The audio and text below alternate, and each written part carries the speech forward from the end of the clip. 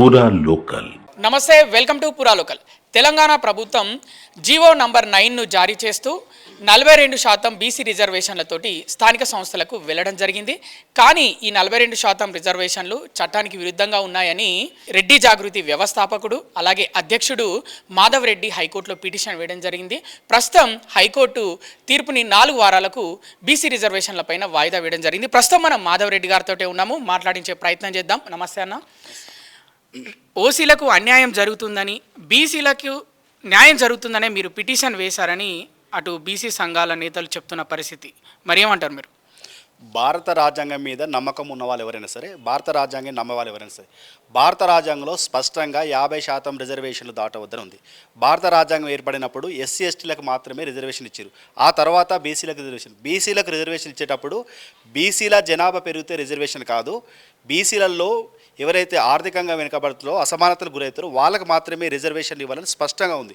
ఇలా నేను అడుగుతా ఉన్నా, ఒకవేళ ఈ దేశంలో ముస్లింల జనాభా పెరిగితే ముస్లింలకు కూడా జనాభా ప్రకారం రిజర్వేషన్లు ఇస్తారా? ఇది ఆలోచించుకోవాల్సిన విషయం. చాలామంది ఏమంటారు, ఇలా జనాభా పెరిగింది కాబట్టి జనాభా ప్రకారం రిజర్వేషన్లు ఇవ్వాలి. అసలు రిజర్వేషన్ అనేది బీసీలకు లేదు, కానీ అసమానతలు ఉన్నాయని కొద్దిగా వెనుకబాటు ఉందని చెప్పి బీసీలకు రిజర్వేషన్ కల్పించినప్పుడు ఇందిరా సహాని కేసులో స్పష్టంగా చెప్పడం జరిగింది. ఎప్పుడైతే బీసీలు జనాభా పెరిగినా కూడా ఆ బీసీలలో జనాభాలో ఎవరైతే ఆర్థికంగా అసమానతలు ఉంటారో వాళ్ళకి మాత్రమే రిజర్వేషన్లు ఇవ్వాలి. అది ట్రిపుల్ టెస్ట్ ద్వారా ఎన్నిక చేయాలి. ఇప్పుడు ఎవరైతే ప్రభుత్వం అంటుంది కదా, జనాభా లెక్కలు చేసినాం, క్రాటికల్గా చేసినామని, క్రాటికల్ ఇంజనీర్ చేసినప్పుడు ఎక్కడ కూడా ఎంతమంది జనాభా ఉన్నారు, ఏ కులం వాళ్ళు ఎంత ఉన్నారు, వాళ్ళ ఆర్థిక స్థితిగతులు ఏంది, ఈ కులంలో ఎంతమంది వెనుకబాటు ఉన్నారు, వాళ్ళకి ఎంత రిజర్వేషన్ అవసరం అని చెప్పలేదు. ఈరోజు నేను ఒక మాట స్పష్టంగా ఈ దేశం ముందు ఉంచదలుచుకున్నా.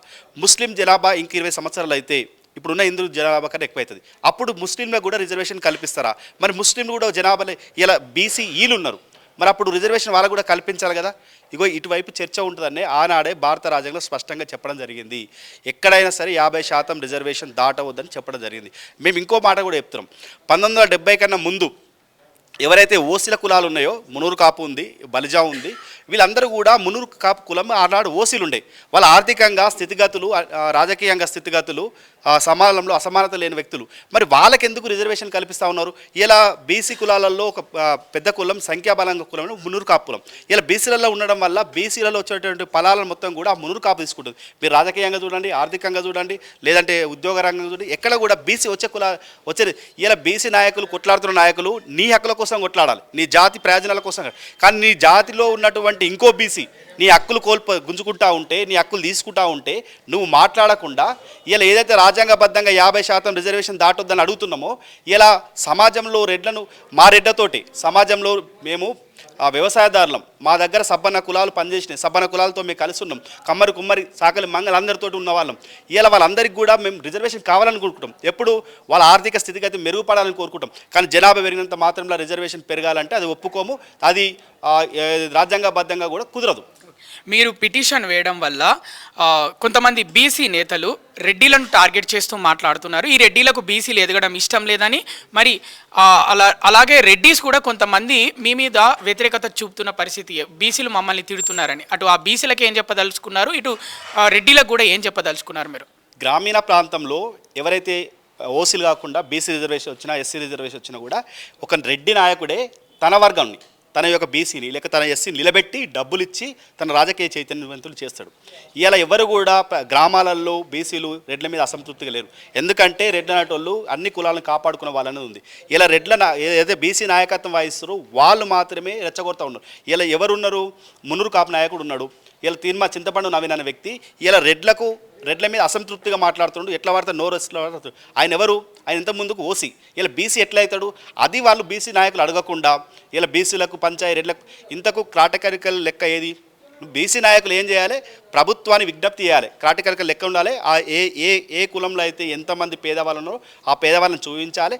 పేదవాళ్ళని చూపించి రాజ్యాంగం ప్రకారం నువ్వు అడగాలి. ఇలా పార్లమెంట్లో బిల్లు పెండింగ్ ఉంది, ఇలా గవర్నర్ దగ్గర బిల్లు పెండింగ్, దీని మీద కొట్లాడరు. ఎందుకంటే చాలామంది బీసీ నాయకులు అంటారు 9th షెడ్యూల్ తమిళనాడు అంటారు. అసలు 9th షెడ్యూల్ తమిళనాడు కూడా 94వ సంవత్సరంలో సుప్రీంకోర్టు రివ్యూ చేస్తున్నది. ఇందులో కూడా మేము ప్రవేశిస్తాం, 9th షెడ్యూల్ కూడా పనికిరాదు రిజర్వేషన్ అన్నది. రిజర్వేషన్ 9th షెడ్యూల్లో కూడా ఉండకూడదని స్పష్టంగా ఉన్నాక బీసీ నాయకులు ఎందుకు బయటకు అబద్ధాలు చెప్తా ఉన్నారు? గత 3-4 ఇందిరా సాహని కానీ రాధాకృష్ణ కానీ లేదంటే బీహార్ కానీ మహారాష్ట్ర కానీ గత ఆంధ్రప్రదేశ్లో జగన్మోహన్ రెడ్డి ఉన్నప్పుడు కూడా రిజర్వేషన్ పెంచారు. అప్పుడు కూడా ప్రభుత్వాలు ఓడిపోయినాయి. రిజర్వేషన్లు ఏదైతే 50% దాటితే ఏ రాష్ట్రం ముందుకు వచ్చినా కూడా అనేక రాష్ట్రాలు ఓడిపోయినాయి. అది చెప్పకుండా ఈ నాయకులు, ఈ పబ్బం గడుపుకున్నటువంటి బీసీ నాయకులు ఇలా చెప్తా ఉన్నా కానీ ఛాలెంజ్ చేస్తూ ఉన్నారు. చాలామంది మాట్లాడుతూ ఉన్నారు కదా, మేము రెడ్లను ఓట్లు అడగం, రెడ్ల దగ్గర పోమంటారు. ఏ బీసీ నాయకుడైనా మేము రెడ్ల వ్యాపార దగ్గరికి పోము, రెడ్ల రాజకీయ నాయకుల దగ్గర పోయి డబ్బులు అడుక్కోకుండా మేము సంస్థలు నడపమని అని అంటారా? ఇలా వాళ్ళు కేవలం వాళ్ళ బతుకు తెరువు కోసం సంఘాలు పెట్టి ఇలా రెడ్లను బ్లాక్మెయిల్ చేసుకుంటా, రెడ్ల దగ్గర డబ్బులు తీసుకుంటా, రెడ్డి రాజకీయ నాయకుల దగ్గర డబ్బులు తీసుకుంటా, తెల్లారేస్తే రెడ్ల యొక్క ఆశీస్సులు తీసుకొని డబ్బులు తీసుకొని ఇలా మా మీదనే విమర్శిస్తూ ఉన్నారు. ఆ తప్పు మాదే, ఎందుకంటే మేము చేరదీసినాం. కానీ ఇలాంటి చీడపురుగులు ఉంటారు మేము ఆలోచన. ఇలా సమాజంతో కలిసి ఉన్న వాళ్ళం, సమాజం మేరుకోలే వాళ్ళం, సమాజంలో అన్ని కులాలను కాపాడుకునేటువంటి బాధ్యత మాకుంది. వాళ్ళెవరో బీసీ వాళ్ళ కష్టాల వల్లనే రెడ్డిలు ఎదిగారని అటు బీసీ నాయకులు చెప్తున్న పరిస్థితి. తీన్మార్ మల్లన్న అయినా మిగతా అటు ఆర్ కృష్ణ అయినా మిగతా వాళ్ళందరూ బీసీ వాళ్ళు ఎంతో కష్టపడితేనే రెడ్డిలందరూ ఈరోజు ఈ పొజిషన్లో ఉన్నారని చెప్తున్నారు. ఏ గ్రామంలోనే వెళ్ళండి, గతంలో 50 సంవత్సరాల క్రితం ప్రతి రెడ్డి నాయకుని దగ్గర, ప్రతి రెడ్డి కుటుంబం దగ్గర 50 ఎకరాలు 100 ఎకరాలు ఉండేవి. వీళ్ళన్నీ కూడా క్షీణించిపోయినాయి. ఎందుకు?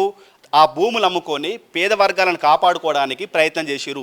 పేద పిల్లవాడు ఇంటి ముందుకు వచ్చినా పెళ్లికి పుస్తకాలు ఇచ్చాడు, చదువుకోవడానికి పుస్తకాలు ఇచ్చాడు, అనేక పేదవాళ్ళని కాపాడుకున్నారు. ఇలా రెడ్లు అనేవాళ్ళు ఇలా గ్రామీణ ప్రాంతంలో చితకబాదారు. ఎందుకంటే వాళ్ళ ఉదారత్వంతో అనేకమైనటువంటి భూములు అమ్మి ఇతర సేవకులకు ఇలా కేవలం ఇలా నాయకత్వం, ఏం నాయకత్వం వాళ్ళది? వాళ్ళకి రిజర్వేషన్ ఇచ్చారంటారు. వాళ్ళు 70 సంవత్సరాలు అవుతున్నా కూడా రిజర్వేషన్ ఫలాలను సరిగా అమలు చేసుకోలేకపోతున్నారు. ఎందుకంటే ఇలా వచ్చిన వాడికి, రిజర్వేషన్ వచ్చిన వాడికి క్రిమిలేర్ లేదు, ఏబీసీ వర్గీకరణ. ఇలా ఎవరైతే చెప్తా ఉన్నారో ఈ మున్నూరు కాపు కానీ ఇంకో 2 కులాలు, మా బీసీలు 130 కులాలు అంటారు. ఏ బీసీ కులాన్ని, ఉదాహరణకు గంగెద్ర కులం ఉంటుంది, ఏనాడైనా గంగెద్ర కులం వీళ్ళు మా బీసీ అని మా దగ్గర చేర తీసుకురా వాళ్ళని అడుగుదాం. ఇలా ఎంబీసీ కులాలు కూడా కోర్టు పోయినాయి. ఎంబీసీ కులాలు ఏమంటున్నాయి, వాళ్ళు బయటకు వచ్చి ఏం చెప్తా ఉన్నారు, ఈ బీసీ కులాలు ఏవైతే పెత్తందారులు బీసీ కులాలు ఉన్నాయో వాళ్ళే మమ్మల్ని చేరదీస్తలేరు. కానీ ఏవైతే ఓసీలు చెప్తా ఉన్నారో ఆ ఓసీలలో రెడ్లు చెప్తా ఉన్నారు, రెడ్లు ప్రతి కష్టంలో ఉన్నారు, మా రెడ్లు ఉన్నారు కాబట్టి మేము ఇన్ని రోజులు బతకగలిగినామని చెప్తా ఉన్నారు. అది అర్థం చేసుకోకుండా వాళ్ళ నాయకత్వం కోసమో లేదా రాజకీయ పార్టీల దగ్గర ఊడిగం చేయడానికి కోసమో డబ్బుల కోసమో ఇది మాట్లాడుతుంది కేవలం బీసీ సంఘాలు నడిపే నాయకులు మాత్రమే. బీసీ సంఘాల ఒక నాయకుడు అంటే తీన్మార్ మల్లన్న ఓసీ అని మీరు చెప్తున్నారు. నిజం అంటే ఓసీ అని ఎట్లా చెప్పగలుగుతారు? మీ దగ్గర ఏమైనా ఆధారాలు ఉన్నాయా? 1971 సంవత్సరం కన్నా ముందు వాళ్ళు ఓసీ వర్గంలో ఉన్నటువంటి కులం. కాపులు అంటే ఇలా రెడ్లు, అక్కడ వైపునటువంటి ఎవరైతే ఉన్నారో మున్నూరు కాపులు అంటే దాపు, ఏదైతే ఆంధ్రప్రదేశ్లో ఉన్నటువంటి నాయుళ్ళు కానీ, కమ్మలు కానీ, చౌదరులు కానీ, కాపులు కానీ, మున్నూరు కాపులు వీళ్ళందరూ కూడా ఒకే కేటగిరీకి ఉన్నటువంటి వాళ్ళు. 1971లో వీళ్ళను ఓసీలకి వెళ్ళి బీసీలకు మార్చారు. అప్పటి నుంచి వీళ్ళు బీసీలుగా, టెక్నికల్గా బీసీలు ఉన్నారు. ఇలా అనేక గ్రామీణ ప్రాంతాలు నిజామాబాద్ కానీ, కామారెడ్డి కానీ, ఆదిలాబాద్ కానీ ఎక్కడైతే రెడ్లు లేరో వాళ్ళే రెడ్లుగా చెలామణిస్తారు. అయినా రిజర్వేషన్ ఫలాలు ఎవరికి రావాలి? ఎవరైతే ఆర్థికంగా అసమానతకు లోబడ్డారో వాళ్ళకు మాత్రమే రావాలి. ఇలా పోలీస్ పటేల్ చేసిరు మున్నూరు కాపోలు. ఇలా భూములు ఉన్నాయి, మాలాగే వాళ్ళు వ్యవసాయం చేసిన వాళ్ళు, మాలాగే ఇలా వ్యాపారాలు చేసిన వాళ్ళు, మాలాగే ఇలా రాజకీయంలో చైతన్యం ఉన్నటువంటి అలాంటి కులానికి ఎందుకు ఇస్తారని మేము క్వశ్చన్ ఇస్తున్నాం. మిగతా బీసీ కులాలకి ఇవ్వడానికి మేము అడ్డం ఉంటలేం. కానీ బీసీలు కాని వాళ్ళకు, బీసీలు కాని మున్నూరు కాపులకు, బీసీలలో ఆర్థికంగా రాజకీయ చైతన్యం ఉన్నటువంటి కులాలకు లేదా వ్యక్తులకు ఎందుకు రిజర్వేషన్లు ఇవ్వాలని క్వశ్చన్. అంటే తీన్మార్ మల్లన్న మున్నూరు కాపు కాబట్టి బీసీ కాదు అని మీ వాదన, అంతేనా? చింతపండు నవీన్ అలా కులం 1971 కన్నా ముందు రెడ్లు, ఓసీలలో, ఆ తర్వాత 71 తర్వాతనే వాళ్ళు బీసీలకు మార్చడం జరిగింది. రాజకీయ అవసరాల కోసం బీసీలుగా మార్చడం జరిగింది. రెడ్డి జాగృతి స్థాపించడానికి గల కారణం ఏంటి? మీరు మా హక్కుల కోసం, మా జాతి హక్కుల కోసం మాకు రిజర్వేషన్లు కావాలి, స్టడీ సర్కిల్ కావాలి, గురుకులాలు కావాలి, ఆ రోజు మా అయితే రైతులు చనిపోతారో వాళ్ళకి ఎక్స్గ్రేషియా కావాలి, ఇట్లా 10 డిమాండ్లతోటి 2016లో రెడ్డి జాగృతి అనే సంస్థ నిర్మాణం జరిగింది. ఆ సంస్థ నిర్మాణం అయిన తర్వాత ఈడబ్ల్యూఎస్ కమిషన్ గురించి, ఈడబ్ల్యూఎస్ కార్పొరేషన్ గురించి, రెడ్డి కార్పొరేషన్ గురించి అనేకమైనటువంటి బహిరంగ సభలు పెట్టాడు. మీ గతంలో గుర్తుండొచ్చు, గట్కేసర్లో ఇప్పుడు ప్రస్తుతం ఉన్నటువంటి శాసనసభ్యుడు మల్లారెడ్డి మీద ఇష్యూ జరిగింది. అది కూడా రెడ్డి జాగృతి ఆధ్వర్యంలో అన్నాడు పెట్టడం జరిగింది. మా హక్కుల కోసం, ఇతర హక్కుల కోసం, మాకు కావాల్సిన వాటి కోసం ఇలా 70 సంవత్సరాల నుంచి కూడా ఓసీ అని ఒక నెపం వేసి మాకెక్కడ కూడా రిజర్వేషన్లు ఇవ్వలేదు. ఈరోజు ఏం చేశారు, మేము 10వ క్లాసులో ఉన్నప్పుడు పాత పుస్తకాలు ఇచ్చి చదువుకోవాల్సిన పరిస్థితి వచ్చింది. ఎందుకంటే మీరు ఓసీలు అని చెప్పి ఇలా మార్కులు ఎక్కువ వచ్చినా కూడా మీరు ఓసీలు కాబట్టి ఎక్కువ మార్కులు రావాలంటారు, ఓసీలు కాబట్టి పరీక్ష ఫీజులు ఎక్కువ కట్టాలంటారు, ఓసీలు కాబట్టి వయో పరిమితి తక్కువ ఉండాలంటారు, ఓసీలు కాబట్టి హైట్ ఎక్కువ ఉండాలంటారు. ఇగో ఇవన్నీ కూడా కేవలం అగ్రకులమని నెపం వేసి మమ్మల్ని అఘాతంలోకి నెట్టివేసారు. ఇప్పటిదాకా ఓసీల చర్చ ఈ దేశంలో జరగలేదు. అసలు చర్చ ఇప్పుడు జరుగుతూ ఉంది. ఓసీలకు ఏం అన్యాయం జరిగిందో 70 సంవత్సరాల నుంచి మాట్లాడడానికి మేము సిద్ధంగా ఉన్నాం. మా రిజర్వేషన్లు మాకు ఏమని అడుగుతూ ఉన్నాం. జనరల్ కేటగిరీలో మీరే ఎస్, ఎవరైతే ప్రజలకు సేవ చేస్తారో, ప్రజా ఆదరణ పొందగలుగుతారో వాళ్ళందరూ కూడా ప్రజల చేత ఎన్నుకోబడతారు. అది జనరల్ స్థానాలు మాత్రమే, అది ఓసీలకు ఇచ్చినట్టు కాదు, లేదా రెడ్లకు ఇచ్చినట్టు కాదు. కాబట్టి ఓసీల జనరల్ స్థానంలో అనేక మంది పోటీ చేశారు. గత సర్పంచ్ ఎన్నికల్లో దాదాపు 9,000 గ్రామ పంచాయతీలు ఉంటే అందులో 1,500 గ్రామ పంచాయతీలు మాత్రమే రెడ్డి గెలిచారు. మిగతా గ్రామ పంచాయతీలు అంటే బీసీలకు ఇచ్చిన 27% కాక వాళ్ళు మిగతా గ్రామ పంచాయతీలకు పోటీ చేసి దాదాపు 51.6% సర్పంచ్లు గెలవగలిగారు. ఎందుకు గెలవగలిగారు? ఓసీ ఉన్నది కాబట్టి, అక్కడ జనరల్ కేటగిరీ ఉంది కాబట్టి జనరల్ కేటగిరీలో పోటీ చేయాలి. ఇలా మా కొత్త నినాదం ఏంది, చాలామంది ప్రజలు ఏమడుగుతారు, మేము ఓసీలం, మాకు రిజర్వేషన్ చూపించండి, మాకు 5 ఇస్తావా, 10 ఇస్తావా, 15% ఇస్తావా అని చెప్పండి అంటారు. ఇలా ఓసీలకు రిజర్వేషన్ లేదు. ముందు గ్రహించాల్సింది ఓసీలకు రిజర్వేషన్ లేదు. మమ్మల్ని ఈ దేశ పౌరులుగానే చూస్తలేరు. మాకు ఇక్కడ సంక్షేమ పథకాలు వాటా లేదు, రాజ్యాంగబద్ధంగా వాటా లేదు, ఎక్కడ కూడా కంప్లీట్గా మాకు వాటా లేదు. ఈ వాటా కోసం మేము ఇప్పుడు అడుగుతూ ఉన్నాం. చాలామంది మాట్లాడుతూ ఉంటారు మూర్ఖులు, రెడ్లు ఎంత 5%, 6% తెలియని మూర్ఖులు. గత ప్రభుత్వం ఏదైతే కేసీఆర్ ప్రభుత్వం ఉందో ఓసీలు 21.6% అని చెప్పడం జరిగింది. ఇప్పుడు ఏదైతే రేవంత్ రెడ్డి గారు కులగణన చేసిండ్రో అందులో 18.6% అని చెప్పడం, అంటే 18% ఓసీలు ఉన్నారు.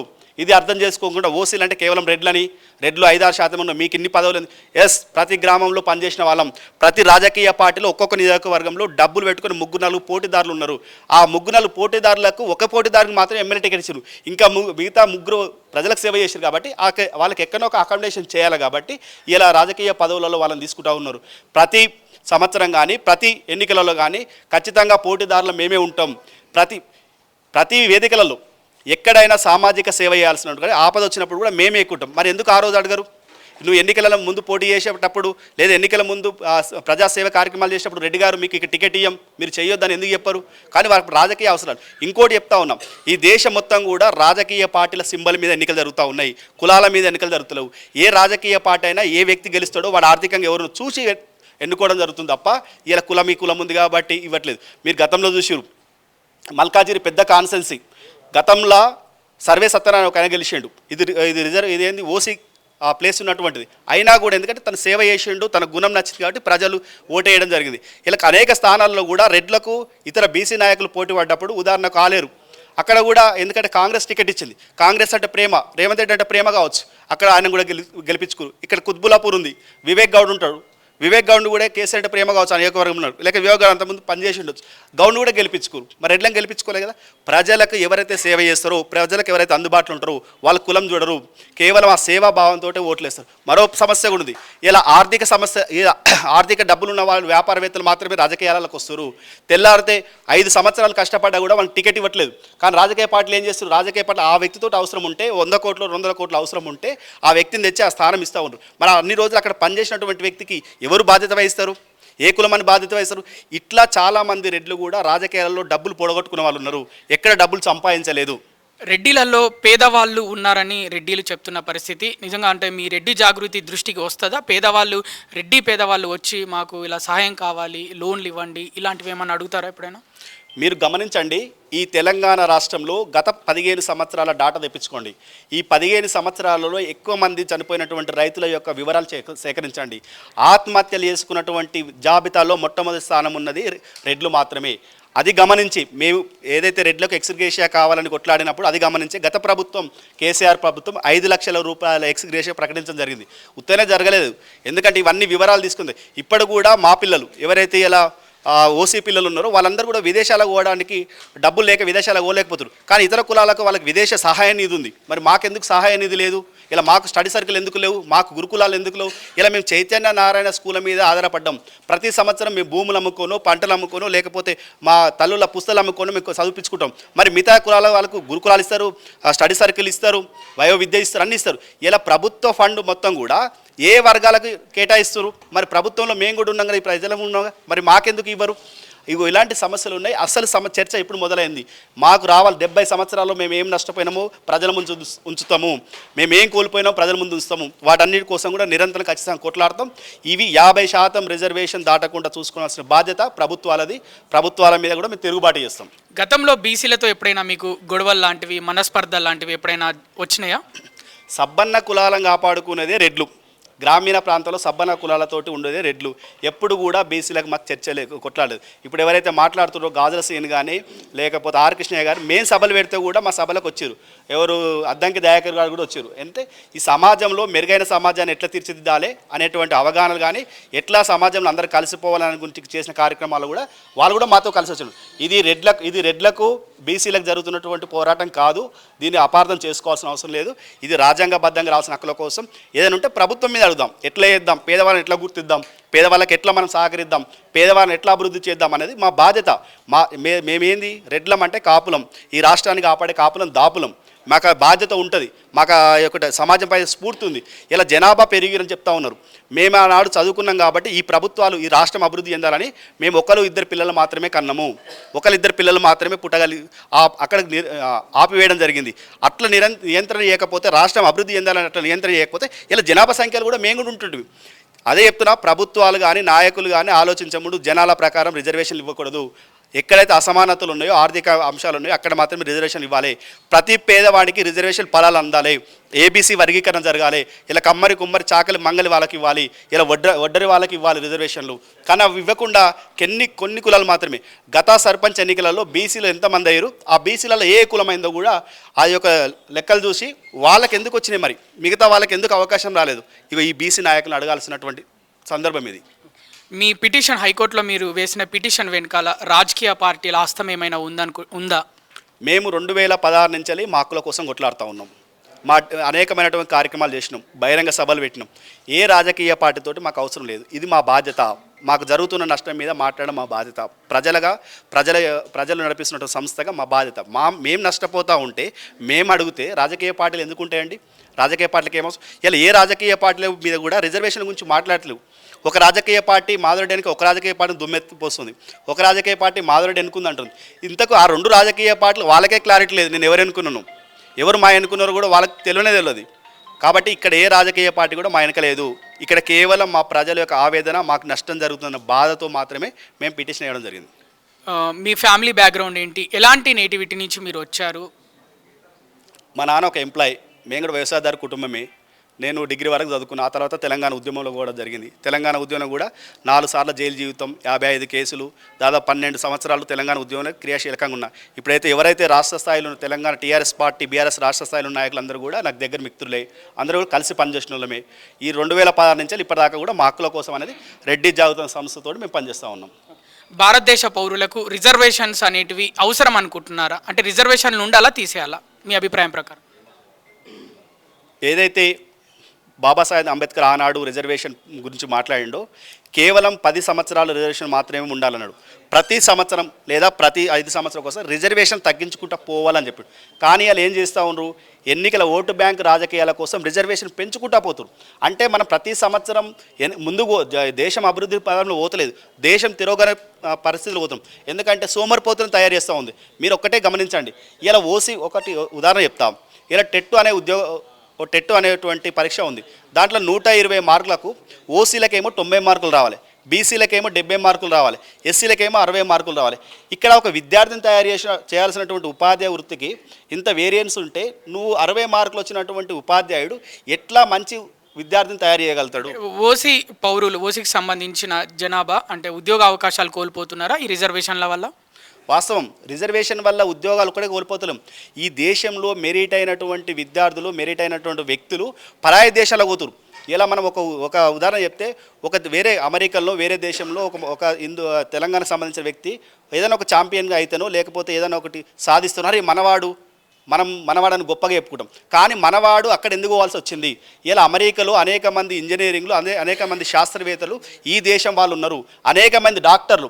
ఇలా అమెరికాలో దాదాపు 40% డాక్టర్లు ఈ తెలంగాణకెళ్ళి ఈ దేశంకెళ్ళి పోయిన వాళ్ళు ఉన్నారు. అంతమందిని మనం కోల్పోయినాం.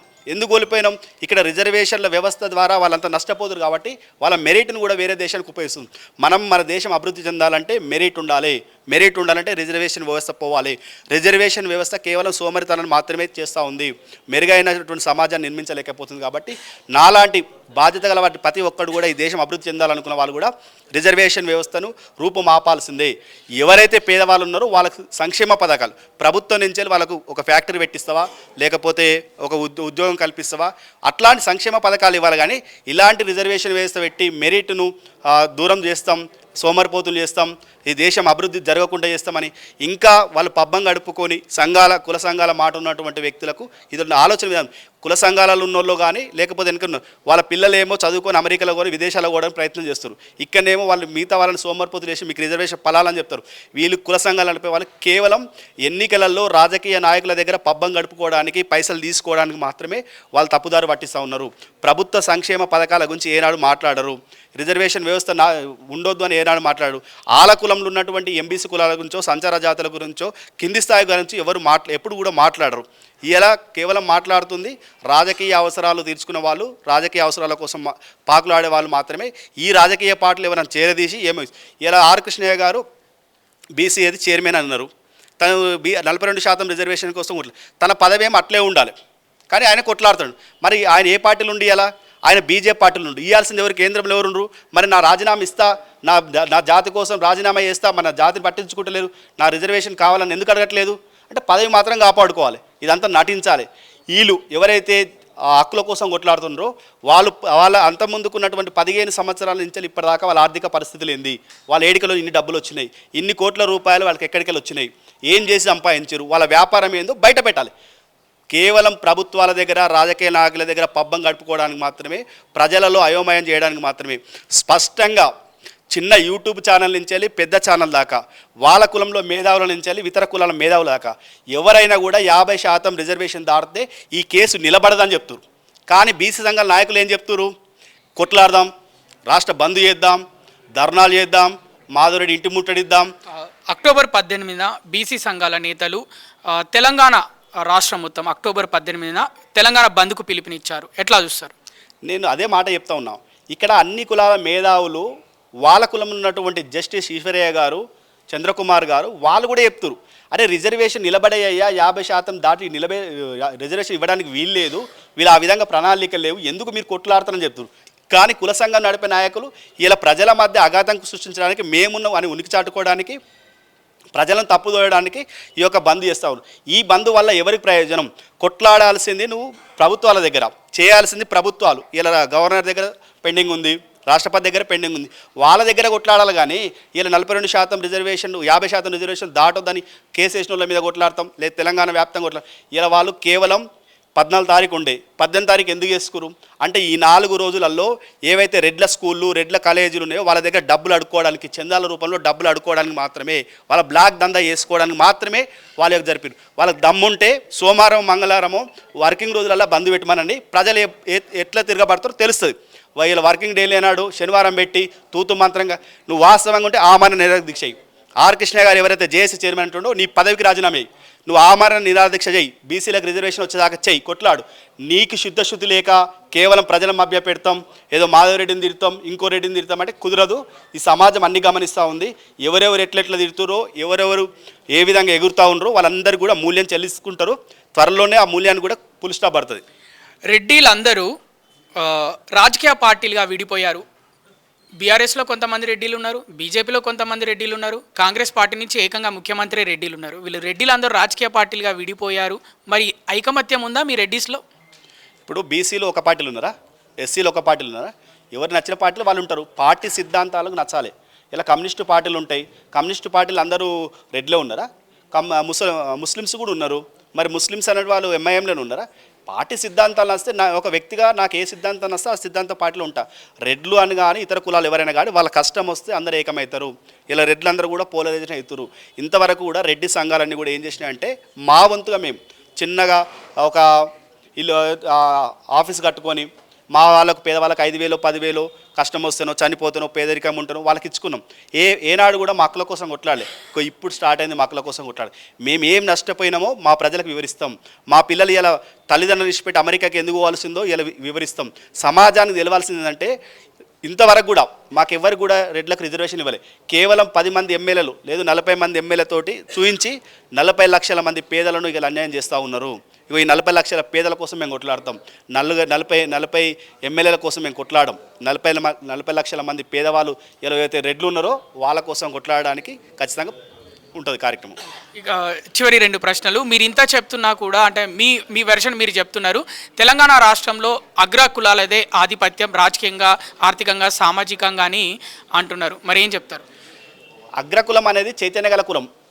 ఇది కులం ఏంటంటే అన్ని కులాలతోటి కంబైండ్ ఉండి మేము వ్యవసాయదారులం కాబట్టి అన్ని కులాలను చేరదీసినాం. ఆ చేరదీసిన తర్వాతనే ఈ భారతదేశంలో ఎన్నికలు వచ్చినాయి. ఈ భారతదేశం ఎన్నికల రాకముందుకు ఎన్నికల సిద్ధాంతాల ప్రక్రియ రాకముందుకు మేము అన్ని కులాలతో ఉన్నవాళ్ళం. అన్ని కులాలతో పెద్దరికం చేస్తున్నప్పుడు ఎన్నికలు వచ్చిన తర్వాత ఈ దేశంలో ఎవరైతే బాగుంటారు అన్నప్పుడు అప్పుడు రిజర్వేషన్ వ్యవస్థ లేదు. ఒక పలానూరే గీనైతే బాగుంటుంది, 10 మందికి సేవ్ చేస్తాడు, 10 మందికి ఆపేటోడు అని అట్లా వాళ్ళందరూ కూడా ప్రోత్సహించి మమ్మల్ని ముందు పెట్టారు. అదే క్రమేణా జరిగింది. ఇప్పుడు కూడా ఒకవేళ జనరల్ రిజర్వేషన్ జనరల్ స్థానంలో ఎవరు బీసీలు ఇవ్వడ్డా జనరల్ ఇవ్వడ్డా చాలామంది కూడా రెడ్డి వైపే చూస్తారు. ఎందుకు? వాళ్ళకి 10 మంది కష్టాలు తెలుసని, 10 మంది కష్టాల్లో తను ఉంటాడని. ఓన్లీ ఎన్నికలప్పుడే పారాషూట్గా వచ్చేటోళ్ళు కాదు రెడ్లు. ఎన్నికలు లేనప్పుడు కూడా ప్రజలతోటి మమేకమైనటువంటి వ్యక్తులు రెడ్లు. ఇలా గ్రామాల అభివృద్ధి చెందినాయి అంటే రెడ్ల యొక్క ఆస్తులు అమ్ముకొని గ్రామాల అభివృద్ధి చేసుకున్న వాళ్ళు. మేము ఏదైనా కూడా 10 మంది కడుపు నింపాలని ఆలోచన చేస్తాం తప్ప ఇతర కులాల వారిగా నేను మాట్లాడలేను. మా అస్తిత్వం కోసమో లేకపోతే మా ఎదుగుదల కోసం కాదు, సమాజం మెరుగైన సమాజం కావడానికి కోసమే రెడ్లు ప్రయత్నం చేస్తారు.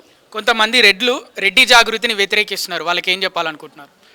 కొంతమంది రెడ్డి జాగృతి వ్యతిరేకిస్తున్నారంటే వాళ్ళు సమాజం మీద అవగాహన లేకను, సందర్భం మీద అవగాహన లేకను, లేదంటే మేమున్నామని ఉనికి చెప్పుకోవడానికి కోసము అలాంటి ప్రయత్నం చేస్తారు.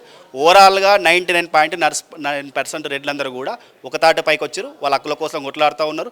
ఈ రిజర్వేషన్ పెంచితే మేము నష్టపోతాం, ఆర్థికంగా రాజకీయంగా నష్టపోయే పరిస్థితి, మా పిల్లలు కూడా నష్టపోయే పరిస్థితి అనే ఆలోచనకు వచ్చారు. రెడ్లందరూ కూడా ఒకే తాటిపైన ఉన్నారు. అది రెడ్డి జాగృత ఇంకో సంఘం కానీ మొత్తం మీద రెడ్లు ఒక తాటిపైకి ఉన్నారు. రెడ్డి ముఖ్యమంత్రి అయిన రేవంత్ రెడ్డి పైన మీ అభిప్రాయం ఏంటి? ముఖ్యమంత్రి అనేటోళ్ళు ప్రజలతో ఎన్నుకోబడతారు, ఎమ్మెల్యేలతో ఎన్నుకోబడతాడు. ఆయన ఇంతకుముందుకు గత వేరే కులం వాళ్ళు ఉండే, ఇప్పుడు రేవంత్ రెడ్డి కులం. అది అధిష్టాన నిర్ణయం ఉంటుంది. మాకు రేవంత్ రెడ్డి ముఖ్యమంత్రి అయినా మాకు కష్టాలు పోతాయని చెప్పాలి. ఏ కులం వాళ్ళు ఏ ముఖ్యమంత్రి అయినా కూడా కష్టాలు పోవు, చెప్పుకోవడానికి మాత్రమే పనికొస్తుంది. కాబట్టి ఆ రేవంత్ రెడ్డి ముఖ్యమంత్రి అయినా కూడా మావాడని చెప్తాం తప్ప మా కష్టాలు తీర్చేవాడని చెప్పలేము. ఇది అందుకే ఇలా కష్టాలు వచ్చినాయి కాబట్టి జనాలు ఇలా రేవంత్ రెడ్డి కూడా తిడుతూ ఉన్నారు. ఇక చివరి ప్రశ్న, అటు రాబోయే అసెంబ్లీ ఎన్నికల తర్వాత బీసీనే ముఖ్యమంత్రి చేస్తామని అటు కాంగ్రెస్ చెప్తుంది, బీసీనే ముఖ్యమంత్రి చేస్తామని ఇటు బీజేపీ చెప్తుంది. ఒక రెడ్డి జాగృతి వ్యవస్థాపకుడిగా అధ్యక్షుడిగా మీ అభిప్రాయం ఏంటి? అలాగే హైకోర్టులో కూడా పిటిషన్ వేశారు, మీ అభిప్రాయం ఏంటి? గత ఎన్నికలలో కూడా బీజేపీ పార్టీ బీసీలకు ముఖ్యమంత్రి ఇస్తానే పోయింది. ఎన్ని స్థానాలు వచ్చినాయి? ఆ నమ్మకం లేదు. ఎవరైనా కూడా ప్రజలకు సేవ చేసే వాళ్ళను ఆదరిస్తేనే ఖచ్చితంగా గెలిపించుకుంటారు. కేవలం కులం పేరు చెప్పి నాకు ముఖ్యమంత్రి ఇస్తారంటే ఆ కులం పోలరైజేషన్ ఓట్లు పడవు. ఇది కులాల మీదకలు ఉన్నటువంటి ఎన్నికలు కావు, వ్యక్తుల మీదకలు ఉన్నటువంటి వ్యక్తులు రాజకీయ పార్టీల నడుస్తున్నటువంటి వ్యవస్థ. కాబట్టి రాజకీయ పార్టీలు ఏదైతే సరైన తీసుకుంటో ప్రజలు ఏదైతే కోరుకుంటారో వాళ్ళు మాత్రమే గెలవగలుగుతారు. ఎవరు ముఖ్యమంత్రి కావాలని ప్రజలు డిసైడ్ చేస్తారు, రాజకీయ పార్టీలు డిసైడ్ చేస్తే గెలవరు.